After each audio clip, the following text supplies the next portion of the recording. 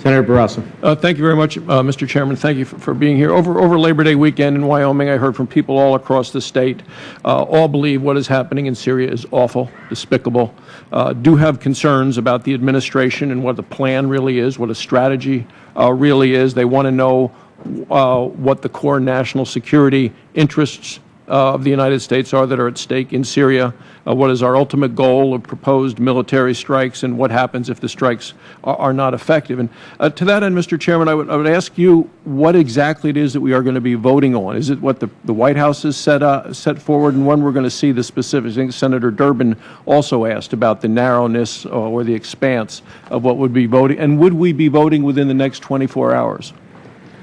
The Chair is working with the ranking member and others to come to an agreed-upon text that we believe would meet the goals of achieving the ability for the administration to pursue the military action they have sought the Congress's support for in a way that would allow them to have the maximum ability to succeed in that action, but by the same token tailor it sufficiently so that this is not an open-ended engagement, and specifically not with boots on the ground, American troops on the ground.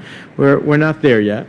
It is our aspiration to try to get there before the end of the day, and then to look forward to the possibility of a markup tomorrow. We'll see if we can get there, and if we do, we'll give all members ample notice of that time. We start off in the morning, as I've said, with a classified briefing, and we will move from there. Thank you, Mr. Chairman. Mr. Secretary, I appreciate you coming to Congress to seek legislative authorization for the military action. President Obama specifically asserted on Saturday that he already had the authority. Now, when the British Parliament rejected a motion supporting UK participation, the Prime Minister specifically said that he would respect the will of the British people and there would be no British military intervention.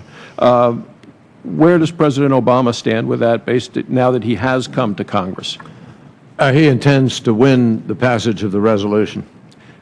And on the case that he does not, is the plan that he... Well, we're not contemplating not, because it's too dire. We talked a little bit about the risks of delays. There are already reports that by delaying the military action, that Assad is moving military assets, hardware, troops to civilian neighborhoods. Reports indicate that Russia plans to send an anti-submarine ship and missile cruiser to the Mediterranean in the next few days. I wonder what this means to our contingency planning and what this impact is going to be for our military operations. Well, the movement of the Russian, there's already 4 Russian warships in the Eastern Med, and if they are staying a respectful distance, I don't see that as a factor. Has the administration conducted perhaps a threat assessment of how Russia, how Iran, how Hezbollah is going to respond to a U.S.-led attack, and what response do we expect from Syria's allies, including Russia, Iran, and Hezbollah, to military action? We all agree that that would be best handled in a classified session. In terms of what success looks like, I think Senator Udall specifically, said what happens if gases are used again. I'm wondering if we do a limited strike as proposed, and still Assad goes back and uses chemical weapons on his people, and that engenders an entire new set of hearings. And how does this end? Where are we a month from now? Well, as I said, Senator, we're preparing several target sets. The first of which would set the conditions for follow-on assessments, and the others would be used if necessary. And we haven't gotten to that point yet. What we do know is that we can degrade and disrupt his capabilities, and that should put us in a better position to make the kind of assessment you're talking about. Let me add to that, if I can, John. Senator Feinstein brought this up today at the meeting at the White House. It would be it would not be sensible to pass this resolution with a view to degrading and degrading his capacity and preventing him from doing it, if he were foolish enough to do it again, the general does have follow-on possibilities, and since the objective would remain the same, it would be important for Assad himself to know that you have not limited this to one specific moment with respect to chemical weapons. You can still have a limited authorization, but with respect to chemical weapons, it would be a huge mistake to deprive General Dempsey and company of their options to enforce what we're trying to achieve. We're trying to achieve, Mr. Secretary, the negotiated departure of Assad. You keep mentioning trying to get him to do this from the negotiating table.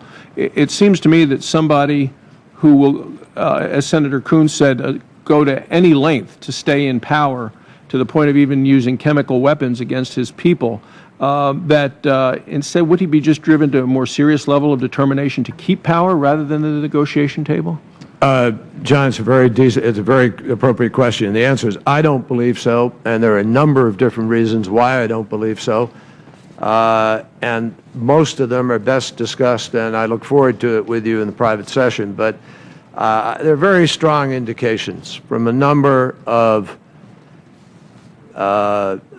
discussions that have taken place between countries and individuals over the last months that Assad